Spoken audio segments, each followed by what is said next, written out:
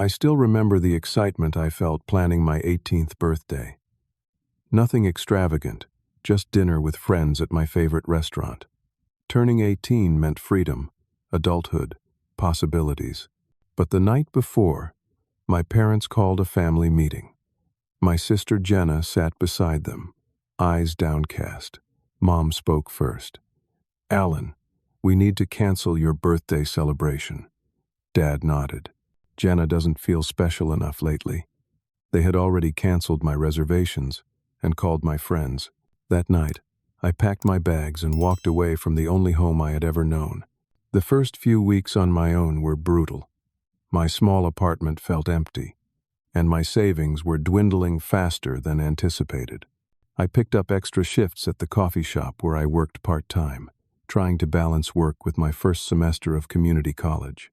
Dark circles formed under my eyes as I struggled to keep up with rent, utilities, and tuition payments. Every night, I questioned my decision to leave, but the thought of returning home felt like admitting defeat. My parents texted occasionally, always casual messages, as if nothing had happened. "Hope school is going well," or "beautiful weather today." Never an apology, never an acknowledgement of why I left. Jenna didn't reach out at all. Each notification from my family sent a fresh wave of hurt through me, but I refused to respond. Some wounds need time before words can bridge them. On a particularly busy Saturday morning at the coffee shop, I was working the espresso machine when a customer in a tailored suit caught my eye. He was in his 40s, with salt and pepper hair and an easy smile that didn't match his formal attire. After ordering a complicated drink that I executed perfectly, he lingered at the counter. "You've got good hands," he commented, steady under pressure. I thanked him, assuming he was just being friendly.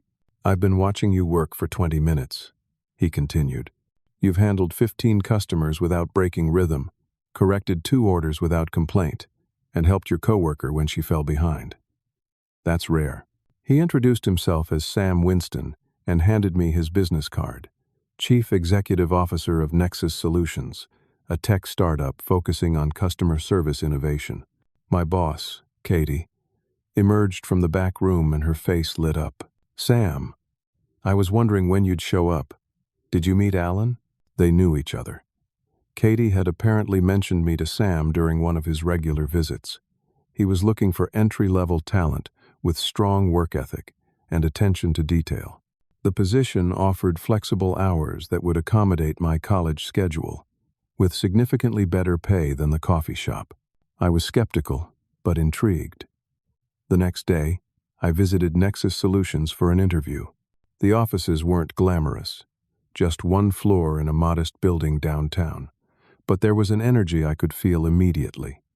Sam offered me the job on the spot. As we discussed start dates and training, Sam paused, his expression turning serious. "There's something else you should know, Allan. I didn't just offer you this job because Katie recommended you." My guard went up instantly. "What was the catch?" "Your last name sounded familiar when Katie mentioned you. I asked a few questions and realized who you are." Sam took a deep breath. "I'm your mother's cousin. We haven't spoken in over 10 years. The revelation hit me like a physical blow. Mom had rarely mentioned her extended family, claiming they had drifted apart over the years. I had no idea she had a cousin in the same city. "Why didn't I know about you?" I asked. Sam's expression darkened. "Your parents cut ties with me years ago. Your sister Jenna was getting serious about competitive dance, and they needed money for costumes, travel, private lessons. They asked me for a loan, a substantial one. I offered a smaller amount, suggesting they could supplement with fundraising or part-time work. They were offended by the suggestion that they should have to work extra for Jenna's opportunities. After that, I was no longer welcome in their lives." The story was all too familiar. My entire childhood had been shaped around Jenna's activities and needs. My academic achievements were footnotes. My athletic endeavors supported only when they didn't conflict with her schedule. And now, even my relationship with extended family had been controlled and curated to maintain their narrative. Does this job offer have anything to do with getting back at my parents? I asked bluntly. Sam shook his head firmly. I'm not in the revenge business, Allan. I'm in the people business. Katie told me about a hard-working kid with potential, and that's who I'm hiring. The family connection is a coincidence that I thought you deserved to know about. I believed him, and that unexpected connection marked the beginning of my new life, one built on merit rather than obligation, one where my value wasn't measured against someone else's feelings of specialness. 8 months after leaving home, my life had transformed in ways I never imagined. Nexus Solutions had grown from 20 employees to nearly 50, and I had found my place within the company. My initial position in customer support gave me insight into the frustrations clients experienced with automated systems. During a company brainstorming session, I suggested an algorithm that could identify emotional cues in written communications and adapt responses accordingly. Sam was intrigued. "Develop that idea," he encouraged. "Take 2 days a week to work on it." I threw myself into research, combining my computer science coursework with real-world applications. The concept evolved into a sophisticated program that could detect nuances in customer queries and adjust not just the content, but the tone and complexity of responses. Early tests showed customer satisfaction increasing by 30%. My dedication didn't go unnoticed. Within 6 months of joining the company, I received 2 promotions and a team of 3 developers to help refine the algorithm. When the quarterly financial report showed a significant uptick in client retention directly attributable to my project, Sam called me into his office. "You've created something remarkable here, Allan," he said, sliding a document across his desk. It was a contract naming me as a junior partner with stock options and a bonus structure tied to the algorithm's performance. The figures made me lightheaded. "This is too much," I protested. Sam shook his head. "This is the market value of your contribution. In fact, it's conservative. We've had 2 competitors approach us about licensing the technology." That evening, I signed the lease on a new apartment in a secure building with a gym and rooftop garden. For the first time since leaving home, I felt truly stable, established. I even started dating again, meeting Andrea, a graphic designer from the marketing department, for coffee outside of work. Life felt good, normal. The pain of my family's betrayal had dulled from a sharp stab to an occasional ache. I rarely checked social media anymore, finding more satisfaction in real-world achievements than virtual connections. Which is why I missed the warning signs. It was Andrea who noticed first. "Someone's been asking about you," she mentioned casually during lunch. "A girl named Taylor. Says she's an old friend from high school." I frowned. "I don't know any Taylor." Andrea shrugged it off, but a week later, my colleague Derek mentioned a similar encounter. A young woman had approached him at a coffee shop near the office, steering the conversation toward Nexus Solutions, and eventually asking specifically about me. She called herself Madison. Concerned, I asked our IT security team to review my social media accounts. What they found was disturbing. 6 different accounts had been systematically viewing my profiles, all created within the past 3 months, all with minimal posting activity, all connecting with people in my professional network. Our head of security, Paul, dug deeper. "These accounts all access from the same IP address most evenings. We can't identify the exact location without legal authorization, but it's definitely in your hometown area." A cold certainty settled in my stomach. "Can you show me the profile pictures?"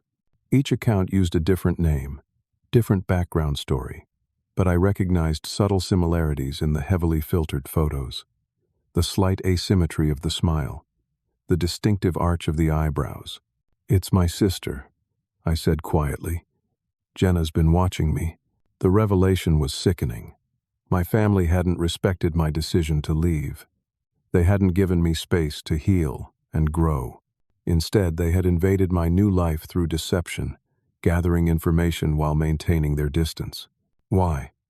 Were they concerned about my welfare? Jealous of my independence? The questions kept me awake at night. Then came the most disturbing discovery. Paul found evidence that one of the fake accounts had accessed our company intranet using credentials from a junior staff member who had been successfully phished. The intrusion was limited, but the target was clear. They had accessed files related to my algorithm project and my employment contract. This isn't casual curiosity, Paul warned. This is targeted information gathering. I felt violated. The boundary I had established by leaving home had been systematically breached. My sister hadn't simply been checking on me. She had been reporting back to my parents, providing them with detailed information about my new life and success. Rather than confronting them directly, I decided to tighten my digital security. I changed all my passwords, locked down my social media accounts, and asked colleagues to be wary of new contacts asking about me or the company. Sam implemented additional security measures for the entire firm, framing it as general best practices rather than a response to my specific situation. The knowledge that I was being watched changed something fundamental in me. I had left home seeking independence, but true independence required vigilance. My family's surveillance confirmed what I had suspected all along. My success threatened the narrative they had built, where Jenna's needs and feelings would always take priority. They couldn't simply let me go and wish me well. They needed to monitor, to compare, to maintain some form of control. For the first time since leaving, I felt truly free. Not because they weren't watching, but because I no longer cared if they were. Let them see what happens when you allow someone to pursue their own path without constraint. Let them witness what they had suppressed for so many years. I channeled that energy into my work. The algorithm's second version exceeded all expectations, and Nexus Solutions began receiving industry attention. A technology magazine requested an interview, and while I was initially hesitant about the publicity, Sam encouraged me to embrace the recognition. Your work deserves acknowledgement, he insisted. And sometimes, the best response to those who doubted you is simple, undeniable success. The magazine article mentioned my age and rapid rise within the company. It included a professional photograph and quotes about my innovative approach. I knew that Jenna would see it. I knew my parents would read every word. And for the first time, I hoped they would. The West Coast Innovation Awards wasn't something I had on my radar until Nexus Solutions received a nomination for Breakthrough Technology of the Year. My algorithm, now branded as Empath, had been implemented by 3 Fortune 500 companies with remarkable results. Sam insisted that I attend the ceremony as the face of the project. This is your creation, he said. You should be there when it gets the recognition it deserves. The event was held at the Grand Harborview Hotel, a venue so luxurious I felt underdressed despite my new suit. Andrea accompanied me, stunning in a burgundy dress, offering moral support as we navigated the crowded ballroom. Technology executives, investors, and media representatives mingled over champagne and elaborate appetizers. I recognized faces from magazine covers and news segments, finding it surreal to be considered their peer. Allan Lewis? A photographer approached. Could we get a shot of you for the industry newsletter? Your nomination is generating quite a buzz. As I posed awkwardly, trying to look professional rather than terrified, I scanned the room, and then I saw them. My father's distinctive laugh caught my attention first. He stood near the bar in a rented tuxedo that fit poorly across his shoulders. Beside him, my mother wore an emerald dress I had never seen before, her hair styled more elaborately than usual. And next to her, looking uncomfortable in a silver cocktail dress, was Jenna. The shock must have shown on my face because the photographer lowered his camera. Everything okay? I nodded mutely, excusing myself to rejoin Andrea. My family is here, I whispered, nodding discreetly toward their location. Her eyes widened. The birthday cancelers? What are they doing at a tech awards ceremony? It was a valid question. My parents had no connection to the technology industry. My father worked in insurance, my mother in retail management. Their presence couldn't be coincidental, yet they hadn't approached me. I got my answer minutes later when a man I recognized as Jeff Taylor, our family friend who worked for a cybersecurity firm, joined their group. Jeff had been a dinner guest at our home many times over the years, though I had never known him well. His company must have received a nomination or invitation, and he had brought my family as his guests. "Did they know you would be here?" Andrea asked. I was spared from answering when the announcement came for guests to take their seats. Our table was near the front, thankfully far from where my family was being directed. I tried to focus on Sam's excited commentary about the other nominees, but my attention kept drifting to the back of the room. The ceremony proceeded with predictable speeches and video presentations. When they announced the Breakthrough Technology category, a brief clip played showing Empath in action, with my name appearing in the credits. Applause filled the room, and then something unexpected happened. Jenna stood up. From my position, I could see her pointing toward the screen, speaking animatedly to those at her table. Even from a distance, the agitation in her body language was evident. My mother placed a restraining hand on her arm, which Jenna shook off before sitting down again, arms crossed tightly across her chest. When Empath was announced as the winner, the Nexus Solutions table erupted in celebration. Sam clapped me on the back as I rose to accept the award. Walking to the stage felt like moving through water, each step requiring conscious effort. I had prepared brief remarks, committed them to memory, practiced them in front of my bathroom mirror, but as I approached the podium, I saw movement in the back of the room. Jenna had risen again, this time stepping into the center aisle. My parents were attempting to pull her back to her seat, their expressions a mix of embarrassment and alarm. I took a deep breath and began my acceptance speech, thanking the selection committee, acknowledging my team at Nexus. The words flowed automatically while my attention remained split, one part of me delivering the prepared remarks, another monitoring the disturbance in the back. The concept for Empath came from recognizing that digital communication often fails to capture the emotional nuances that make human interaction meaningful, I explained into the microphone, by creating algorithms that can detect and respond to emotional cues. That's my work. Jenna's voice cut through the ballroom, shocking the audience into silence. He stole it from my computer years ago. Every head turned toward the outburst.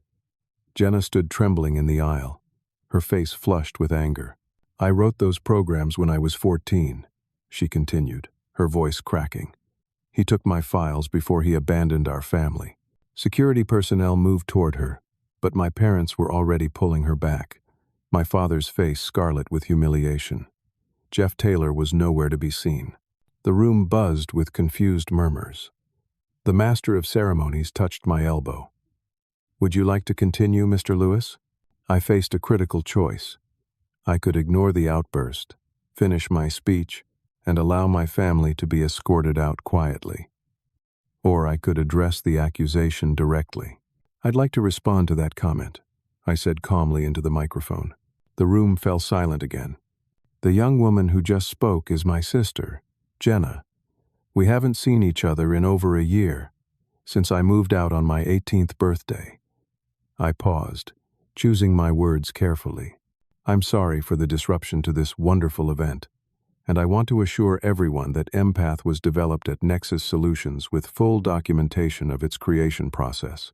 Every line of code, every concept meeting, every testing phase has been recorded and time-stamped." I turned slightly, making eye contact with my sister across the distance. "Jenna, I understand this might be difficult to witness, but your claim is not based in reality. I hope you find your own path to success, rather than trying to claim mine." Security had reached their position. My parents, faces burning with embarrassment, were already pulling Jenna toward the exit. The last glimpse I caught of her face showed rage mixed with something else, something that looked almost like desperation. I completed my acceptance speech to supportive applause, though the energy in the room had shifted. As I returned to our table, Sam squeezed my shoulder. "You handled that with remarkable grace," he said quietly. The remainder of the evening passed in a blur. Several attendees approached to express sympathy for the unfortunate incident, while others praised my professional response. I answered politely while feeling increasingly detached, as if watching the events unfold from outside my body. Andrea and I left as soon as it was socially acceptable. In the taxi back to my apartment, she finally asked the question that had been hanging between us. Was there any truth to what she said? None, I replied. Jenna barely used computers except for social media. She was completely focused on dance and social activities. The idea that she created complex emotional recognition algorithms at 14 is absurd. Then why would she make such a specific claim in public? I stared out the window at passing streetlights. Because she's always been the center of attention. Always been told her feelings and needs matter more than anyone else's. Seeing me succeed independently threatens everything she believes about her place in the world. Andrea took my hand, her touch grounding me in the present moment. I'm sorry your celebration was disrupted. It wasn't just disrupted, I said slowly, realization dawning. It was targeted. They knew I would be there. Jeff must have told them about the nomination. They came specifically to confront me. The implications were disturbing. The fake social media accounts, the information gathering, and now this public confrontation. My success had become a threat that my family felt needed to be neutralized, and I had no reason to believe they would stop with tonight's failed attempt. The magazine feature hit newsstands 3 weeks after the awards ceremony. The article, titled The Emotional Intelligence Revolution, detailed empaths' development and implementation, with a sidebar highlighting my unconventional career path. At just 19 years old, Allan Lewis has created a technology that industry veterans call game-changing, the opening paragraph declared. The writer had included quotes from clients and colleagues praising both the technology and my work ethic. The morning the magazine was released, Sam called an impromptu celebration at the office. Pizza for lunch, champagne for those of legal drinking age, and sparkling cider for those of us who weren't. The atmosphere was festive, colleagues stopping by my desk to offer congratulations or playfully request autographs. Don't let it go to your head, Paul from security joked, dropping a copy of the magazine on my desk. But maybe upgrade your passwords again, just in case. Fame attracts hackers. His casual comment triggered an uneasy feeling I couldn't shake. That evening, I stayed late, reviewing the security protocols for my project files. Paul's warning had seemed lighthearted, but after the award ceremony incident, I couldn't afford to be complacent. I created additional backups of all my work and implemented two-factor authentication for accessing sensitive documents. These precautions proved prescient sooner than I expected. 3 days later, I received an automated alert on my phone while having dinner with Andrea. Someone had attempted to access my work account from an unrecognized device. The attempt had been blocked, but the notification left me unsettled enough that we cut our evening short. Back at my apartment, I called Paul despite the late hour. Someone tried to get into my account, I explained. Could you check if there's been any suspicious activity around my files? Paul promised to look into it immediately. 20 minutes later, he called back, his voice tight with concern. You need to come to the office. Now. I found Paul in the server room, multiple screens displaying lines of code and access logs. His expression was grim as he walked me through what he had discovered. Someone gained access to our system using Melissa's credentials, he explained, referring to a new hire in the marketing department. The login occurred at 6:30 this evening, after most staff had left. They specifically targeted your project files and attempted to corrupt several key components of the empath algorithm. My stomach dropped. Were they successful? Partially. The redundancies we put in place after the previous security incident prevented complete sabotage, but there was damage. More concerning is that they also attempted to send inappropriate and threatening emails to 3 of our major clients from your company account. What kind of emails? Paul hesitated.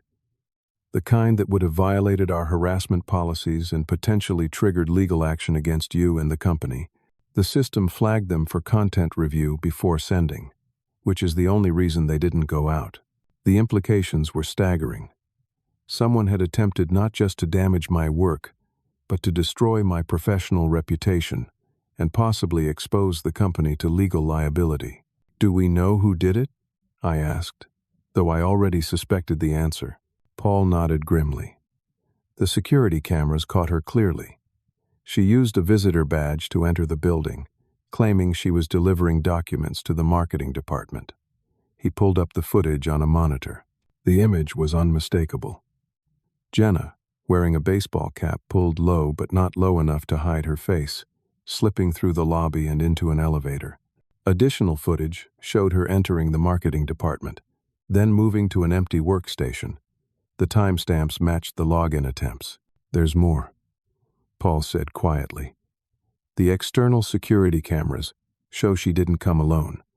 He switched to footage from the parking garage. My parents' familiar sedan was visible, idling near the entrance with my father in the driver's seat. The camera angle caught Jenna returning to the car approximately 40 minutes after entering the building. They had driven her to my workplace. They had waited while she attempted to sabotage my career. They had been active participants in her plan. "We should call the police," Paul suggested. "This is criminal activity." I stared at the frozen image of my family's car, feeling a complex mix of emotions. Anger at their betrayal, sadness at how far they had fallen, but most surprisingly, pity. What kind of parents would encourage their child to commit crimes out of jealousy? What kind of emptiness must exist in Jenna's life that my success felt like such a personal attack? "Let's handle it internally for now," I decided.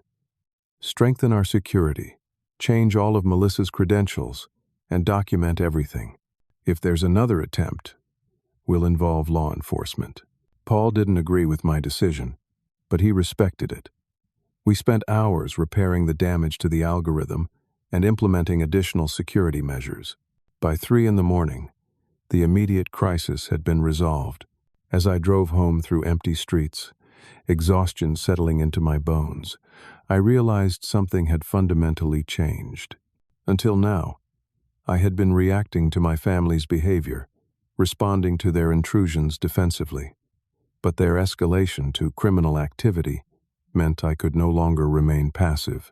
The next morning, I asked Sam for a private meeting and laid out everything that had happened, from the social media surveillance to the attempted sabotage. His face darkened as I spoke, concern replacing his usual easygoing expression. "I should have warned you," he said when I finished. "Your parents have always been willing to go to extreme lengths to protect their narrative. I just never imagined they would encourage criminal behavior." "What should I do?" I asked, feeling suddenly very young and unsure. Sam considered the question carefully. "Document everything. Build a record of their harassment and interference.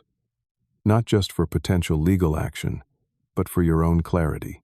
When people behave in ways that defy normal understanding, having concrete evidence helps maintain your own sense of reality." He paused, then added, "And reach out to other family members. Your parents have controlled the narrative for years. It's time other relatives heard your perspective directly." His advice made sense, though the thought of contacting extended family filled me with apprehension. My parents had always managed those relationships, deciding when and how we would interact with relatives. I had no idea how many others had been fed distorted versions of our family dynamics. That weekend, I began the process of documentation, creating detailed timelines of events since leaving home. The exercise proved more emotional than expected. Seeing the pattern of escalation laid out chronologically made the deliberate nature of their actions impossible to ignore. This wasn't impulsive behavior. It was a coordinated campaign to undermine my independence and success. As I reviewed the evidence, a notification appeared on my phone, a text message from an unknown number. "Allan, this is your Aunt Linda. I need to speak with you. It's important." My father's sister, Linda, had always been kind to me, though our interactions had been limited to occasional holidays. I hadn't spoken to her since leaving home. With some trepidation, I called the number. Allan. Her voice sounded relieved when she answered. Thank goodness. I wasn't sure you would call back. What's going on, Aunt Linda? I think that's a conversation better had in person. Can we meet somewhere tomorrow? Just you and me? Despite my reservations, I agreed to meet her for lunch the following day at a restaurant near my office. As I hung up, I wondered what new family drama awaited me. Had my parents recruited Linda to try a gentler approach at bringing me back into the fold? Whatever her intentions, I was done being manipulated by family obligations. I would hear her out, but my boundaries were firm. The time for allowing others to define my worth had passed. The restaurant Linda chose was a quiet bistro downtown, its lunchtime crowd mostly business professionals having discreet meetings over salads and sandwiches. I arrived early, selecting a table in the corner that would allow privacy for our conversation. Linda entered 10 minutes later, scanning the room before spotting me. She looked older than I remembered, new lines around her eyes and mouth testifying to the passage of time. Allan. She embraced me briefly before taking a seat. You look wonderful, more grown up. A lot has happened, I replied neutrally. How are you, Aunt Linda? We exchanged pleasantries through the ordering process, avoiding substantive topics until the server had departed with our selections. Once alone, Linda's expression turned serious. I'll be direct, she said. I've been hearing concerning things about you from your parents, and they don't align with what I know of you or what I've observed from a distance. I tensed. What have they told you? Linda sighed heavily. That you abandoned the family without warning or explanation. That you've been cruel to Jenna, making her feel worthless by flaunting your success. That you stole intellectual property from your sister and have been using it to build your career. The accusations were more extreme than I had anticipated. And you believed them? Initially, I had questions, but gave them the benefit of the doubt. Your parents can be very convincing when they're united in a narrative. She paused as our drinks arrived, but certain inconsistencies bothered me. The timeline didn't make sense. The Jenna I know has never shown interest in technology. And, most importantly, the Allan I know has always been thoughtful and honest, even as a child. She reached into her purse and withdrew a small recording device. When I started asking more pointed questions, your parents became defensive. So during our last family dinner, I recorded our conversation. I want you to hear something. Linda pressed play, and my mother's voice emerged from the device, slightly tinny but unmistakable. Of course we had to cancel his birthday. Jenna was going through a difficult time with her friends, and celebrating Allan would have been rubbing salt in her wounds. My father's voice followed. We've always had to be careful about Allan's achievements. He's naturally good at academics, sports, making friends. It comes easily to him, while Jenna has to work so hard for everything. It's not fair to let him overshadow her. But telling him he couldn't celebrate his 18th birthday? Linda's recorded voice asked. Don't you think that was extreme? You don't understand, my mother insisted. Jenna needs to feel special. Allan can handle disappointment. He's stronger. The conversation continued, revealing layers of justification for years of favoritism.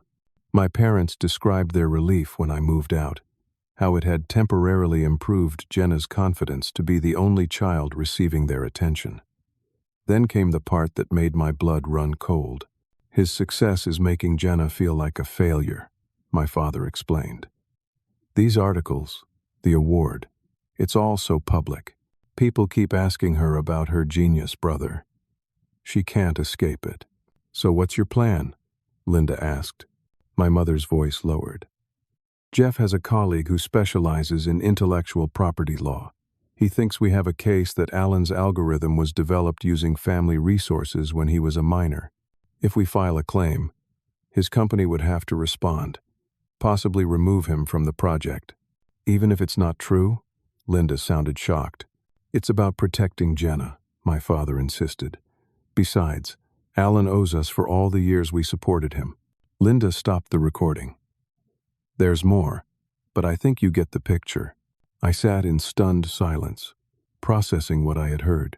My parents were actively planning to file a fraudulent lawsuit against me and my company, not because they believed their claims, but because my success was inconvenient for their narrative about Jenna. "Why are you showing me this?" I finally asked. Linda reached across the table, briefly touching my hand. "Because it's wrong, Allan. I've stood by for years watching how they treated you, making excuses for their behavior, telling myself it wasn't my place to interfere. But this has gone too far. They're willing to destroy your reputation and career to maintain the fiction that Jenna deserves unlimited accommodation. Have you talked to Jenna about this?" I tried. Linda's expression grew troubled. She's fully invested in their version of events. She truly believes she deserves compensation for your success, though she can't articulate exactly how your work relates to anything she's ever done. When pressed for details, she becomes emotional and changes the subject. Our food arrived, though neither of us had much appetite. As we picked at our meals, Linda shared more observations from family gatherings I had missed. How my parents had initially told relatives I was taking some space, but was in regular contact with them. How the story evolved over months to paint me as increasingly hostile and ungrateful. How Jenna had become more demanding and entitled with each concession to her feelings. "What are you going to do with the recording?" I asked eventually. "That depends on you," Linda replied. "I'm prepared to stand as a witness if they pursue legal action, but I hope it won't come to that. I'm meeting with them tomorrow to confront them directly, let them know their plans aren't secret and won't be supported by the extended family." I considered my options carefully. Direct confrontation had never worked with my parents. They simply repositioned themselves as victims. Legal action would be prolonged and painful for everyone involved. There had to be another approach. "I need time to think," I told Linda, "but I appreciate you bringing this to me. It helps to know someone in the family sees the situation clearly." Linda's eyes filled with unexpected tears. "I'm so sorry, Allan. I should have spoken up years ago when I saw how they were treating you. Maybe things wouldn't have reached this point." Her remorse was genuine, and I felt a sudden connection to this aunt, who had found her courage late but decisively. "It's not too late to make things right," I assured her. "Just knowing I'm not crazy or imagining their behavior means more than you know." We finished our meal, making plans to stay in touch regularly. As I walked Linda to her car, she hugged me again, this time holding on longer. "You've become a remarkable young man," she said. "Despite everything, or maybe because of it. I'm proud of you." Her words settled something in me, filling a gap I hadn't realized existed. Approval from family, freely given rather than contingently granted.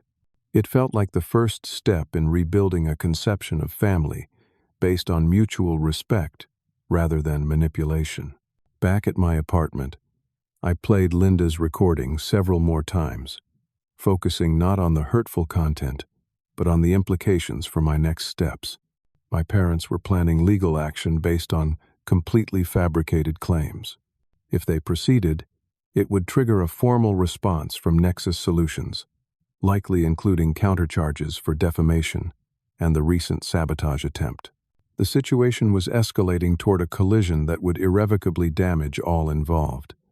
I needed to find a way to neutralize the threat without destroying what remained of my family. Not for their sake, but for my own ability to move forward without being defined by their dysfunction. The solution came to me just after midnight. It wasn't perfect, but it offered a path that might avoid the worst outcomes. I called Sam, apologizing for the late hour, and outlined my plan.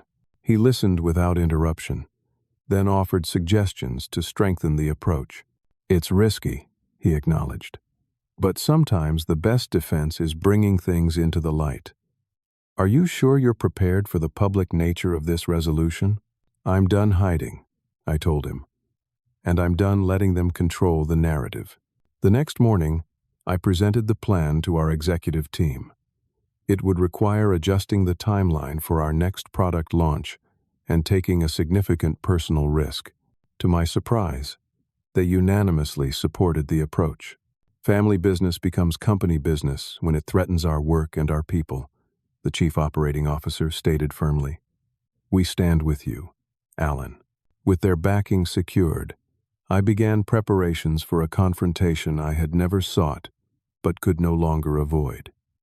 The path forward wasn't about revenge or even justice in the conventional sense. It was about finally establishing the truth as an immovable object against which my family's distortions could no longer prevail. The product launch for Empath 2 was scheduled for the Grand Conference Center, with technology journalists, industry analysts, and current clients comprising most of the guest list. The event had been publicized widely across technology platforms and local business publications, highlighting the enhanced features of our emotional intelligence system. As the lead developer, I was slated to give the main presentation, demonstrating the technology's capabilities in real time. Security was tight, with guest lists checked at multiple entry points.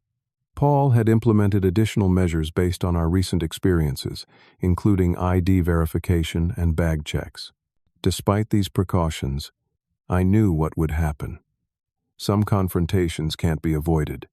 They can only be managed on your own terms. An hour before the event, Sam found me in the preparation room, reviewing my slides one final time. They're here, he said without preamble.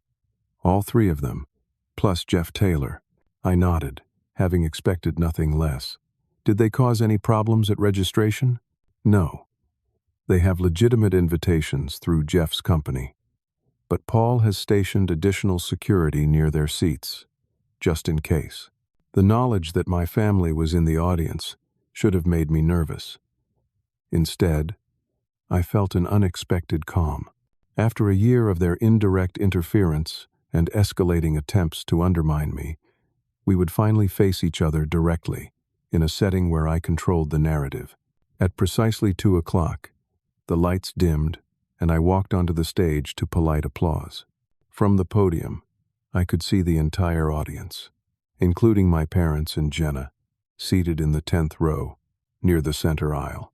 My father looked uncomfortable in his business attire, while my mother maintained a rigid posture that I recognized as her public face.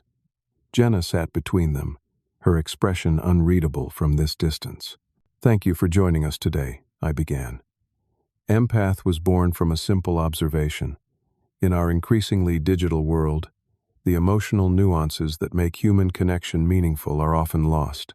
Our initial algorithm addressed this gap by recognizing emotional cues in written communication. Today, we're expanding those capabilities to voice recognition, visual cues, and complex emotional states. The presentation proceeded smoothly through the technical explanations and demonstration videos. I could see my family becoming increasingly restless as I confidently explained concepts that Jenna had claimed were stolen from her. Several times, my mother placed a restraining hand on Jenna's arm, though the gesture seemed more performative than genuinely calming.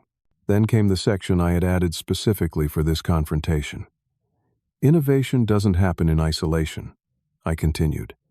It requires support, mentorship, and sometimes difficult personal growth. I'd like to take a moment to acknowledge some of the people and experiences that made Empath possible. The screen behind me transitioned to a photograph of Sam. My mentor Sam Winston gave me my first opportunity in this industry when I was working as a barista, having recently left home under difficult circumstances. My parents shifted uncomfortably in their seats. Some of you may recall an incident at the Innovation Awards 3 months ago, I continued, my voice steady. A young woman claimed I had stolen the concepts behind Empath from her computer years earlier. That young woman is my sister, and she's here today with my parents. A murmur ran through the audience as heads turned toward my family. My father half rose from his seat, then sat back down when he realized all eyes were on them. Family dynamics are complicated, I acknowledged. But false accusations of intellectual theft are serious matters that impact not just individuals, but entire companies and their clients. So today, I want to address these claims directly and transparently. The screen behind me changed to display a timeline of empath's development, including dated meeting notes, early code iterations, and progress reports. Every aspect of this technology was created at Nexus Solutions, with full documentation, witnessed by dozens of colleagues, and timestamped at every stage. There is no connection to any prior work, because no prior work existed. I paused, making direct eye contact with my sister across the distance. Jenna, I understand that watching a sibling succeed can be difficult, especially when that success comes in a public way. But attempting to claim credit for work you didn't do, trying to access and damage company files, and planning frivolous lawsuits are not appropriate responses to those feelings. Jenna surged to her feet, her face contorted with rage. "You think you're so special," she shouted. "Everything was always about Allan, and his perfect grades, his perfect friends. Nobody cared about me until they made you step aside." The outburst was more revealing than she realized. My parents tried to pull her back into her seat, but Jenna shook them off, stepping into the aisle. "You abandoned us," she continued, voice rising hysterically. "You were supposed to be there to make me look good by comparison. That was your job in the family." The raw honesty of her statement created a palpable discomfort throughout the room. Audience members exchanged shocked glances as my sister inadvertently exposed the dysfunctional dynamics that had shaped our family. "That was never my job, Jenna," I replied calmly into the microphone. "No child should exist to make another child feel superior. We should have both been supported in our individual strengths and challenges." My father finally stood, attempting to take control of the situation. "You have no right to air family business in public," he called out. "This is completely inappropriate." "I agree that this isn't the ideal venue," I acknowledged. "But when you planned to file a fraudulent lawsuit claiming I stole intellectual property from Jenna, you made it a public matter." Gasps and whispers spread through the audience. My mother paled visibly. "We have never," she began weakly. "We have the recorded conversation where you discussed those plans," I interrupted, "along with evidence of the social media surveillance, the attempted system breach, and the sabotage attempt at our offices. All documented and verified by multiple witnesses. Security personnel had moved closer to my family, though they maintained a respectful distance.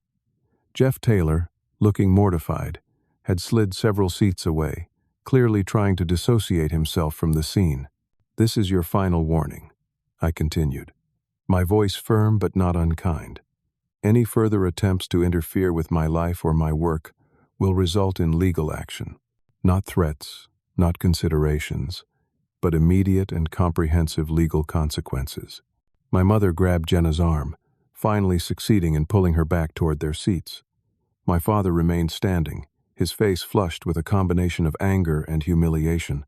"You ungrateful," he began, but was cut off by an unexpected voice from several rows back. "That's enough, Robert." Aunt Linda rose from her seat, where she had been watching unobtrusively. "You and Karen have manipulated this situation long enough. It's time to leave before you make things worse." Other voices joined in, to my surprise.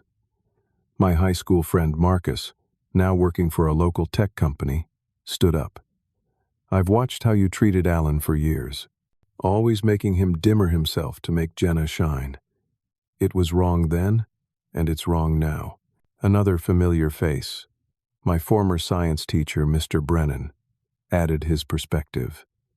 "Allan was one of the most promising students I ever taught, but every accomplishment was downplayed at home. I'm not surprised he's found success once free of that environment." One by one, people from various parts of my life spoke up, sharing observations of the favoritism and emotional manipulation they had witnessed over the years. Some were colleagues who had seen the recent sabotage attempts, others childhood connections who had observed the pattern from the beginning.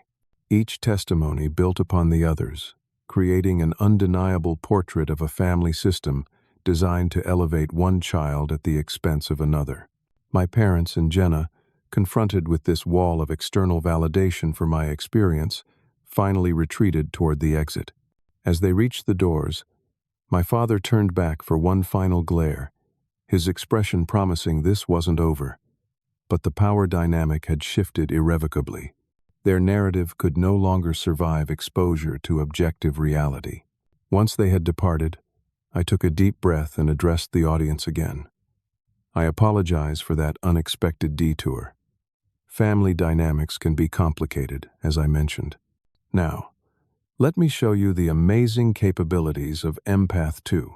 The remainder of the presentation continued without incident, though the emotional charge in the room had transformed. What had begun as a standard product launch had become something more significant, a public reclaiming of my story and a declaration of boundaries that could no longer be crossed without consequence. After the event, colleagues and attendees approached with expressions of support and admiration for how I had handled the confrontation. Many shared their own stories of family dysfunction, creating unexpected connections through shared experience. Sam found me as the crowd was thinning. "That couldn't have been easy," he said quietly. "Actually, it was," I replied, surprising myself with the truth of the statement. For the first time, I didn't have to manage their emotions or minimize myself to maintain family peace. I just spoke the truth and let the consequences unfold naturally. "And how do you feel about those consequences?" I considered the question carefully, sad for what could have been, relieved that it's finally in the open, and strangely hopeful that maybe, just maybe, this reality check might eventually lead to change. Sam nodded thoughtfully. "Families are resilient systems, for better or worse. Sometimes a complete disruption is the only path to healthier patterns." As we left the conference center, I felt lighter than I had in years. The confrontation hadn't been about revenge or even justice in the conventional sense. It had been about finally establishing the truth as an immovable object against which my family's distortions could no longer prevail. Whether they would learn and grow from this experience remained to be seen. But my own path forward was clearer than ever, unburdened by secrets and unspoken truths. Whatever happened next, I would face it from a position of authentic strength rather than defensive reaction. 1 year passed after the public confrontation. My 20th birthday approached, marking 2 years since the canceled celebration that had catalyzed my departure from home. In that time, Nexus solutions had grown exponentially, with Empath technology being implemented across multiple industries. I had been promoted to Chief Innovation Officer, leading a team of 15 developers exploring new applications for emotional intelligence algorithms. My personal life had flourished alongside my professional success. Andrea and I had moved in together, creating a home filled with laughter and mutual support. I had formed genuine friendships with colleagues who valued me for who I was, not how I made them feel about themselves. Sam had become not just a mentor, but family in the truest sense of the word, offering guidance without conditions or manipulation. I had not spoken to my parents or Jenna since the product launch confrontation. Aunt Linda provided occasional updates, reporting that my parents had withdrawn socially, embarrassed by the public exposure of their behavior. Jenna had apparently struggled with the aftermath, her carefully constructed identity as the family's golden child severely damaged by her own revelations. I had processed my feelings about them through therapy, gradually replacing anger with understanding, and eventually a measured compassion. Their behavior had been harmful, but I could now see it as the product of their own limitations rather than a reflection of my worth. That perspective had freed me from the lingering effects of their conditioning. On a crisp autumn morning, 1 week before my birthday, an unexpected letter arrived at my office. The handwriting on the envelope was familiar, but had matured somehow. Jenna's. I opened it with cautious curiosity. "Dear Allan," it began. "I've started this letter 100 times over the past year, never finding the right words. How do you apologize for a lifetime of entitlement and cruelty? How do you acknowledge the role you played in someone else's pain when you were raised to believe that pain was justified?" After the launch event, I was furious. Not just at you, but at the world, for not conforming to the narrative I'd been taught. That narrative said I was special, deserving of accommodation and attention simply for existing. It said that your role was to step aside, to dim your light so mine could seem brighter by comparison. It's taken a year of intensive therapy to understand how toxic that belief system was, both for you and ultimately for me. Being the special child created an impossible standard I could never live up to. Any achievement felt hollow because it came through manipulation rather than merit. Any failure felt catastrophic because my entire identity rested on being exceptional. I'm not writing to ask forgiveness or to re-enter your life. You've built something beautiful from the ashes of our family's dysfunction, and you deserve to protect that. I'm writing because you deserve to hear the truth. You did nothing wrong. The expectations placed on you were unfair and damaging.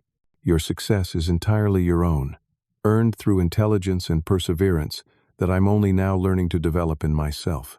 I've moved out of our parents' home and am attending community college, studying early childhood education. The irony isn't lost on me that I'm learning about healthy child development after experiencing its opposite. I'm paying my own way, working part-time, and taking responsibility for my choices for the first time. Mom and Dad are struggling to adjust to this new reality. They built their entire parenting approach around my special needs, and watching that justification dissolve has left them disoriented. They've started marriage counseling, which offers some hope, though change comes slowly at their age. If you're open to it, I would appreciate the opportunity to apologize in person sometime.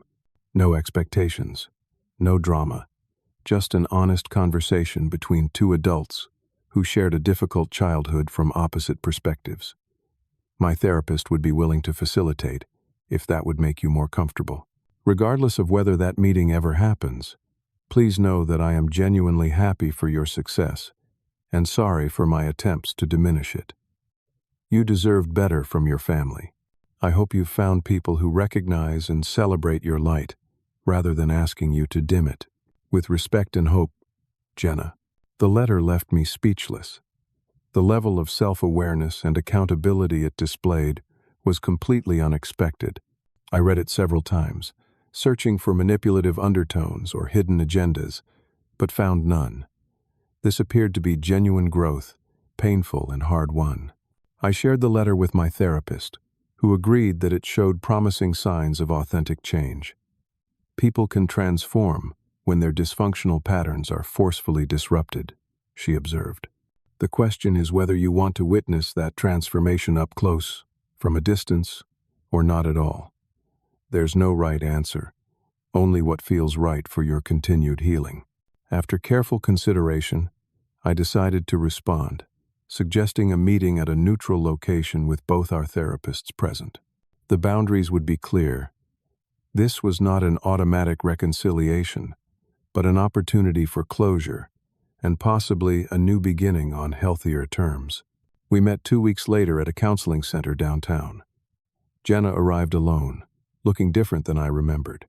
The flashy clothes and carefully maintained appearance had been replaced by simple jeans and a sweater, her hair pulled back in a casual ponytail.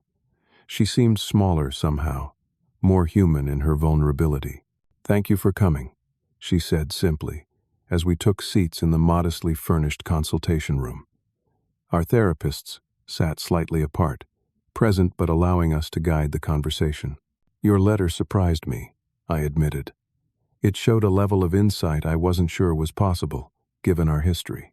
Jenna nodded. "It surprised me too, honestly. Facing yourself, really seeing the patterns you've participated in, is excruciating. There were days I couldn't get out of bed, overwhelmed by the realization of how much harm I'd caused and allowed to be caused in my name." "What changed?" I asked. "What started this process?" "The product launch," she replied without hesitation. "Hearing myself scream that your job was to make me look good by comparison. The words just came out, this ugly truth I'd never acknowledged even to myself. And seeing everyone's reactions, realizing how abnormal our family dynamics were, It cracked something open that couldn't be closed again. Our conversation continued for nearly 2 hours, exploring our shared past from our different perspectives. Jenna took full responsibility for her actions without qualification or excuses.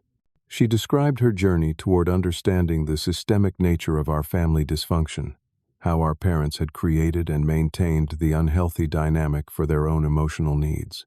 They needed me to be special because it validated their parenting, she explained. And they needed you to be the supporting character because it simplified the narrative. Neither of us was seen clearly or loved unconditionally.